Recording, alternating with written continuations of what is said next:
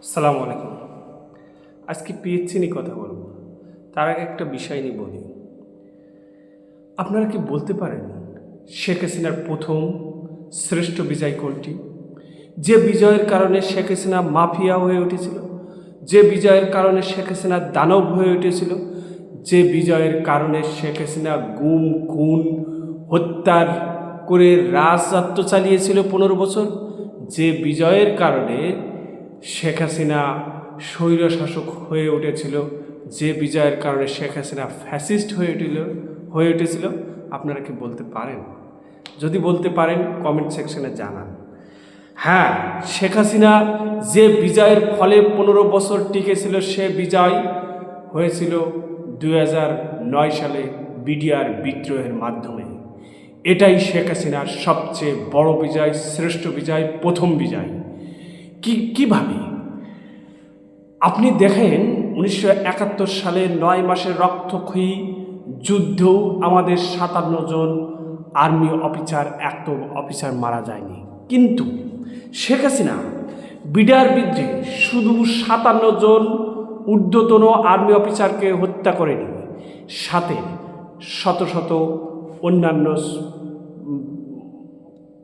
সৈনিকদের হত্যা করছে, বিডিআর জওয়ানদেরও হত্যা করছে এবং নিজে হত্যা করে আবার এই বিডিআর বিদ্রোহের নাম করে বিভিন্ন লোককে আসামি করছে। যখন এই 57 জন অফিসার সহ সৈনিক এবং বিডিআর জওয়ানদের হত্যা করে এবং অন্যদেরকে একটা নাটক সাজিয়ে আসামি করে আবার কাউকে কাউকে জেল ফাঁসি দিল, এই কার্যকলাপ করে যখন শেখ হাসিনা টিকে গেল, তখন শেখ হাসিনা এই বাংলাদেশের জনগণ তথা কাউকে আর পরোয়া করল না। এটাই ছিল শেখ হাসিনার শ্রেষ্ঠ বিজয়। এই বিজয়ই শেখ হাসিনাকে 15 বছর রেখে দিয়েছিল। যাই হোক, তাহলে যখন শেখ হাসিনা এই বিজয় লাভ করলো, তখন শেখ হাসিনা দানব হয়ে উঠতে শুরু করলো যে এটা তো মামুলি ব্যাপার, এদেশের জনগণ তো আমাকে কিছুই করতে পারলো না, এদেশের আর্মি আমাকে কিছুই করতে পারলো না, এদেশের পুলিশ বাহিনী আমাকে কিছু করতে পারলো না। তারপরে নিজেদের লোককে বিভিন্ন জায়গায় নিয়োগ দিয়ে দিয়ে আরও শক্ত অবস্থান তৈরি করলো। তারই ফলশ্রুতিতে 2014 সালে বিনা ভোটে ইলেকশন করলো, আনকন্টেস্টেড ইলেকশন করলো, যেখানে কোনো প্রতিদ্বন্দ্বী নেই। 2018 সালে সকালের ভোট, দিনের ভোট তার আগের দিন রাত্রে করে ফেললো। যাই হোক, আমাদের আজকে আলোচনার বিষয় এটা না, তবুও কেন এটা নিয়ে আসতেছি সেটা একটু পরে বলবো। আমরা 43তম বিসিএসে পরীক্ষায় খাতা না দেখেও নাম্বার দিয়েছে, আমাদের কিন্তু এ কথা ভুলে গেলে হবে না। অথচ 24তম বিসিএসে যে বিসিএসটা বাতিল হয়েছে, যেটা নিয়ে বিএনপিকে দোষারোপ করা হয়, সেই বিসিএস শুধু সন্দেহ করা হয়েছিল, প্রশ্ন ফাঁস হয়েছে, সেখান থেকে বাতিল করা হয়েছিল বিসিএসটা। আমি বিসিএস বাতিল হোক এটা চাচ্ছি না, আমার চাওয়া না চাওয়া এটা কোনো ম্যাটার করে না। বিষয়টা হচ্ছে ওখানে যদি কোনো দুর্নীতি হয়, সে বিসিএস বাতিল হবে, সেটাই হলো আইন। আমি 47তম বিসিএস লিখিত পরীক্ষার্থীদের কথা উদ্দেশ্য করে আজকে ভিডিওটা করেছি।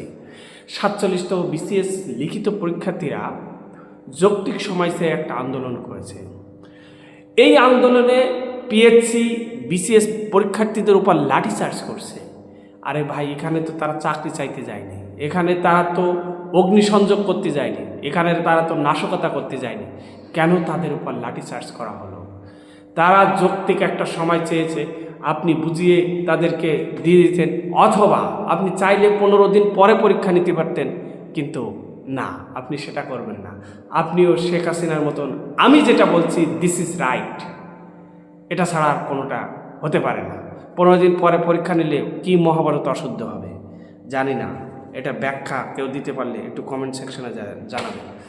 আরেকটা কথা বলি, পিএইচসি চেয়ারম্যান অর্থাৎ পিএইচসি থেকে একটা কথা বলেছেন, এক কর্মকর্তা বলেছেন, চাকরি প্রার্থীরা বলছেন তাদের প্রস্তুতি নিতে সময় প্রয়োজন, যারা বিসিএসে চূড়ান্ত সুপারিশ পান তারা অনেক আগে থেকে বিসিএসে প্রস্তুতি শুরু করেন। মূল কথা বলি, তাদের 2 মাস কেন, 1 বছর সময় দিলেও লিখিত পরীক্ষা ভালো করতে পারবে না। এই কথাটা কোন কথার সাথে মিল আছে আপনারা একটু স্মরণ করেন তো। শেখ হাসিনা বলেছিলেন যা হয় না ৯০ তা হবে না ৯০-তে। যখন যুবকরা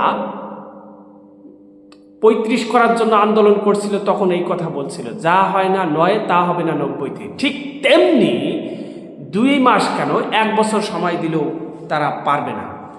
তা এই বিসিএসের যে ৪৭তম পরীক্ষার্থীরা যদি হেরে যায় তাহলে ক্ষতিটা কোথায়? ক্ষতি আছে ঠিক ওই বিডিআর বিদ্রোহের মতন। এই কমিশন মনে করেন ১০,০০০ টিকিয়েছে, এখানে ৮,০০০ বা ৭,০০০ পাশ করলো ধরে নিলাম, বা ৬,০০০ পাশ করলো ধরে নিলাম, কিন্তু নিয়োগ দেবে মাত্র ৩৪৩৭ জন, ৮৭ জন। কিন্তু এই ৩৪৮৭ জনের মধ্যে লিখে রাখেন, আজকে লিখে রাখেন এই কথা, এই ৩৪৮৭ জন ক্যাডারের মধ্যে পাবে মাত্র ২,০০০ মতো ক্যাডার, ২ বা ২৫০০ মতো ক্যাডার পাবে। ১,০০০ ক্যাডার ফাঁকা থাকবে, কারণ টেকনিক্যাল ক্যাডার অনেক আছে।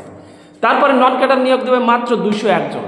কেননা তারা এই ৪৭তম বিসিএস প্রার্থীরা যারা আন্দোলন করছে, এই আন্দোলনকে তারা দমাতে ব্যর্থ, আন্দোলন না, তাদের একটা দাবি আর কি, এই দাবিকে তারা দমাতে ব্যর্থ হয়েছে। তারা লাঠি চার্জ করছে, তারা এই ফল দেখাবে, আর কোনো নন ক্যাডার দেবে না।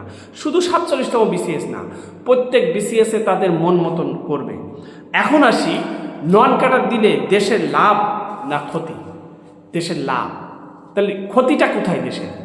আর যদি নন ক্যাডার না দেন তাহলে দেশের ক্ষতি। আমরা আজকে ডেমোগ্রাফিক ডিভিডেন্ডে যুগে বাস করছি, যেটা ২০৪০ সাল পর্যন্ত চলবে। এই যুগে কর্মক্ষম লোকজন ৬০%-এর বেশি। তাহলে আমাদের এই ইয়াং জেনারেশনকে ব্যবহার করতে হবে।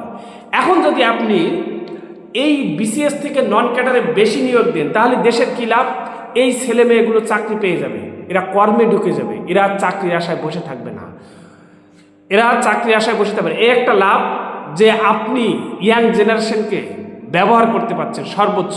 আর একটা লাভ হচ্ছে যে বারবার পরীক্ষা নিয়ে এই ছাত্রদের হয়রানি করতে হচ্ছে না, বা দুর্নীতি বা এই ধরনের কোনো কিছু আর হবে না, এটা আশা করা যাবে, অন্তত একটু হলেও কমবে। তাই বিসিএস নন ক্যাডার থেকে যদি না নিয়োগ দেওয়া হয় তাহলে একটা ছেলে কি করবে, একবার বিসিএস দেবে, একবার ব্যাংকে যাবে, এইভাবে তার বয়সটা নষ্ট করবে। তাহলে এই চাকরির পিছনে সে ৭-৮ বছর কাটিয়ে দেবে। তাহলে আমাদের এই যে ইয়াং জেনারেশনের যে শ্রম, এটা আমরা ব্যবহার করতে পারবো না, এটা দেশের জন্য মারাত্মক ক্ষতিকর একটা জিনিস। তাহলে এই যে পিএইচসির যে কমিশন বা যারা বড় বড় জায়গায় বসে আছে, তাদের মাথায় কি আসতেছে না আমাদের ডেমোগ্রাফিক ডিভিডেন্ডও ব্যবহার করতে হবে, বা এটা করলে আমাদের লাভ? না, তাদের আসতেছে না। তাহলে এতে কি লাভ আছে? তাহলে তাদের কি স্বার্থ আছে? ওই যে মিরাজ ভাই বলেছে না, আলাদাভাবে নিয়োগ দিলে বাণিজ্য করা যায়, নিয়োগ বাণিজ্য শুধু ওই লাভের জন্যই তারা এই ৪৩ এই বিসিএস নন ক্যাডার থেকে নেবে না, আলাদাভাবে নিয়োগ দেবে। একজন ছেলে ১৫০০ নাম্বারের পরীক্ষা দিচ্ছে একটা আশায়, সে পাশ করার পরেও কেন চাকরি পাবে না? আপনি তো পরীক্ষা নিয়েছেন, সে তো যোগ্য, সে যোগ্য না হলে আপনার ওই ১৫০০ নাম্বার পরীক্ষা কীভাবে পাশ করে আসলো? এতগুলো ধাপ করার পরেও তো আপনার ওর নন ক্যাডারে চাকরি দিতে তো আপনার অসুবিধা নেই, এর আগে তো দিয়েছে, তাহলে আপনি কেন পারতেছেন না? আপনার গোড়ামি, আপনার বাণিজ্য। আরেকটা বিষয় দেখেন, এই পিএইচসি একটা স্বাধীন প্রতিষ্ঠান, কিন্তু এই পিএইচসি কি বলছে? তবে অন্তর্বর্তী সরকারের শীর্ষ পর্যায় থেকে কোনো সুপারিশ আসলে তখন কমিশন আলোচনা করে সিদ্ধান্ত নেবে। তার মানে কি, এই পিএইচসি এই পরীক্ষা নেওয়া পিছনে এই যে প্রিলি ৩-৪ বার পিছালে, এটাকে অন্তর্বর্তী কমিশন এসে সরকারের কাছ থেকে কোনো সুপারিশ আসছিল? তার মানে এরা আসলে সুপারিশ শোনে।